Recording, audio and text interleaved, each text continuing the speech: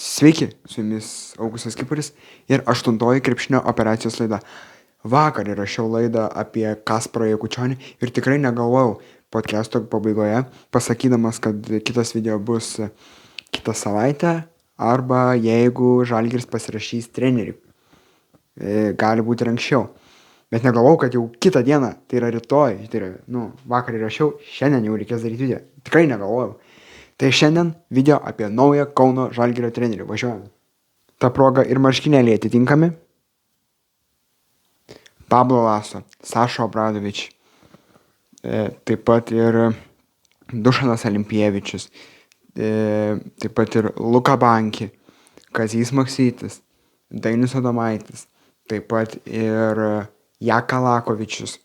Tokie treneriai visų metų, net ir nuo balandžio kažkur mėnesio sklandė gandai apie tokį maždaug trenerių maštabą, kas gali treniruoti. Net vienu metu ir Pierikas Pupė buvo liste, bet galiausiai Žalgiris pasirašė tikrai mažai apkalbėto trenerį iš to listo, jeigu jis jame buvo, Tomas Masiulis.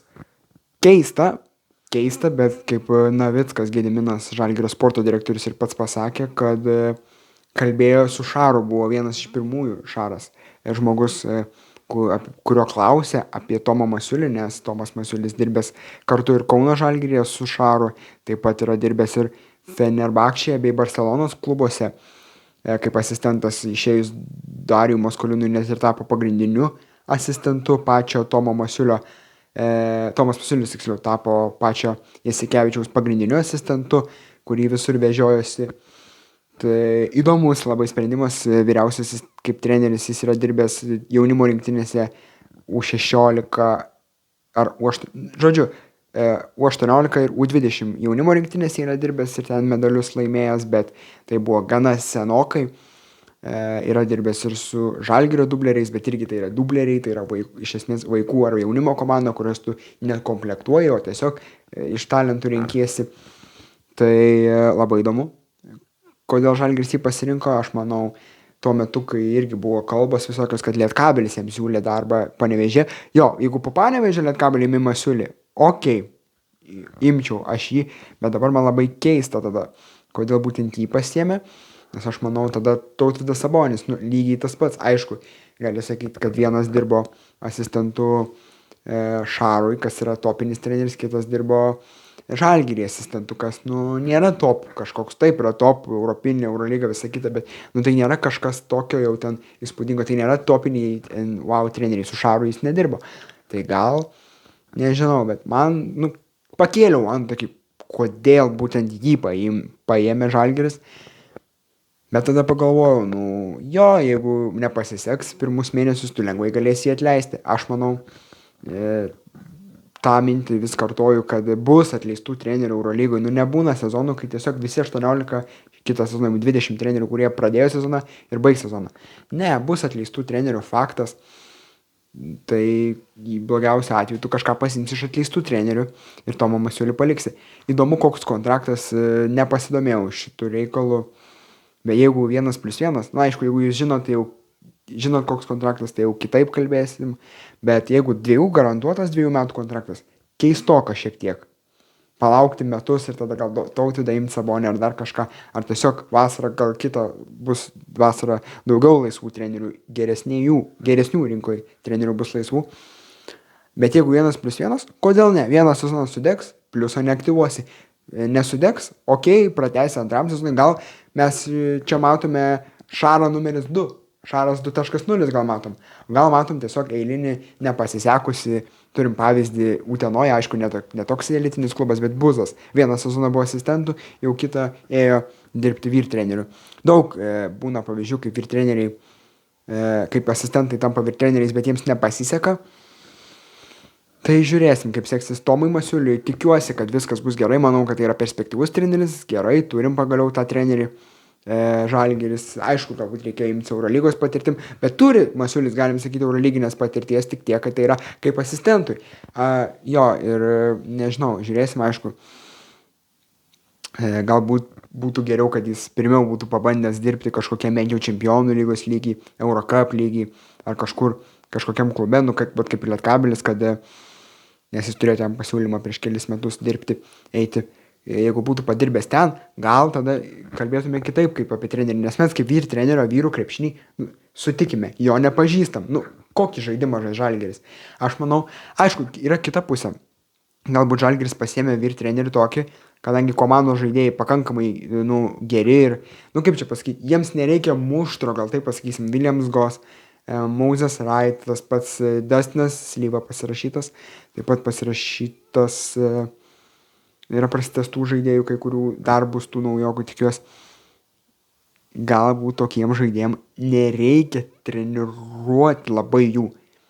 Gal tiesiog kažkokius rėmus sudėlios treneris ir tiesiog yra gera komanda, kurios kaip ir labai treniruoti nereikia ir kažkokių wow taktikų. Nereikia, gal Žalgiris priaugo tokį lygį, kad treneris gali būti neryškiausia komandos žvaigždė, o tiesiog žaidėjai bus žvaigždės ir jie bus, kaip sakant, tiesiog įstatyti į rėmus, į kažkokius derinukus, bet pagrinde jiems tiesiog laisvė ir treneris bus tuom geras, kad jisai laisvai žaidėjams bus laisvė komandoje.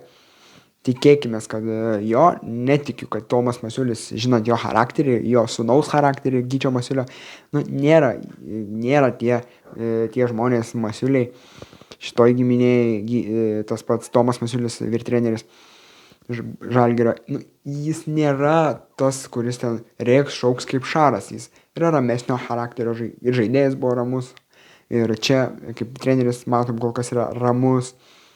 Tai nežinau, žiūrėsim, gal kaip tik bus toks ramus treneris kaip Šileris, bet labiau išsireikalaut mokės, taip pat yra perėjęs ir Šaro mokyklą, tai gal kažkiek ir iš Šaro bus paimtų derinių, net neabejoju, matysim tą ir galėsim tikrai apžvelgti jo, net ir manau pirmose pre-season mačuose galėsim jau apžvelgti, kaip jis naudoja Šaro kažkokius derinius metikam ir dar kažką. Labai tikiuosi, kad lietuvių bus, kažkaip net nebūčiau nustebintas, jeigu Lekavičius liktų prie pačio Tomo Masiulio. Įdomu, gal pavyzdžiui, mes dabar Meneko visiškai nemėgstam, nekenčiam ir jau su Basiliu vejam, jau ne pirmas mėnesis, kaip mes jį vejam, gal net ir pusę sezono jau vejam jį.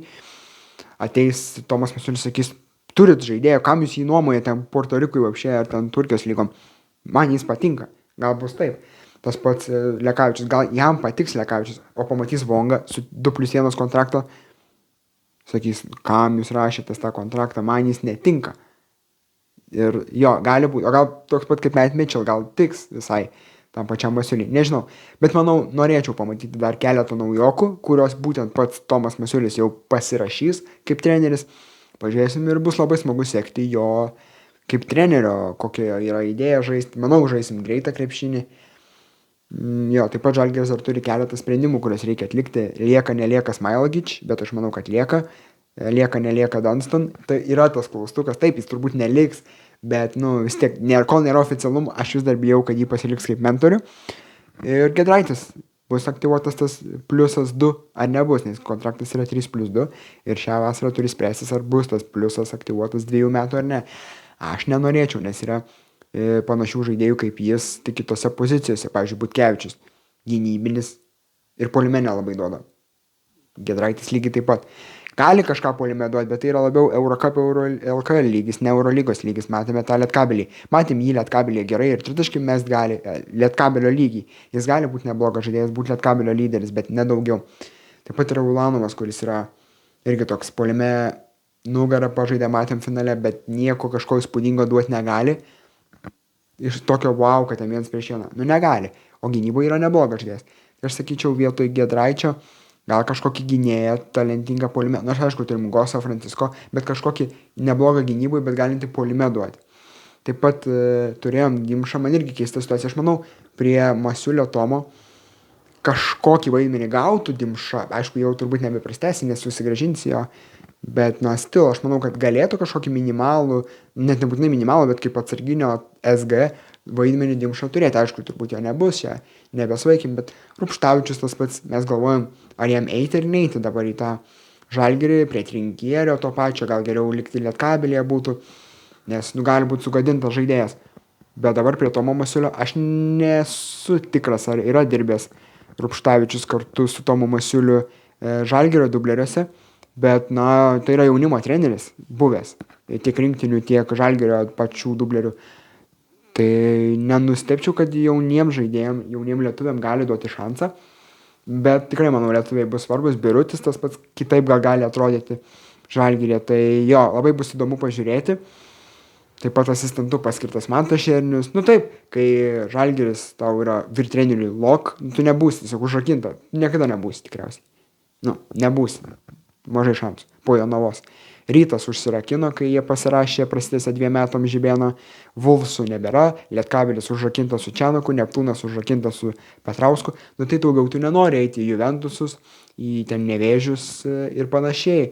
Nes tai yra tas pats lygis, kokiam tu buvai Jonavoj, tai tada tau išeit nėra verta. Tai manau, geras sprendimas, mokysis Eurolygoje prie trenerio, kuris daug asistentų buvęs, daugiau vyr trenerių yra buvęs Šernius, vyrų krepšiniai, tai galbūt kažkiek ir jo idėjų gali būti krepšinį, nu, Masiulis pasiims kažkiek, aišku, tikrai jo nuomonė bus svarbi, nes vis dėlto tai yra vyr treneris, 2 metų trenerių LKL išrinktas, šiais metais irgi ir susibetų prieš keletą metų jo Prienų buvo vyr trenerių geriausių metų išrinktas.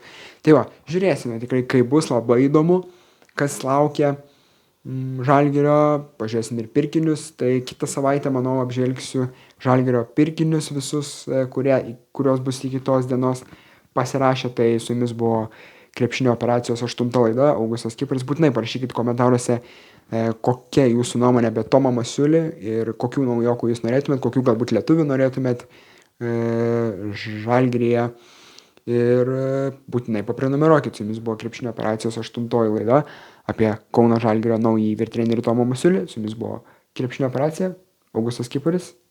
Like, subscribe, komentarą būtinai. Ir susitiksime kitą savaitę pakalbėti apie kitas temas. Iki.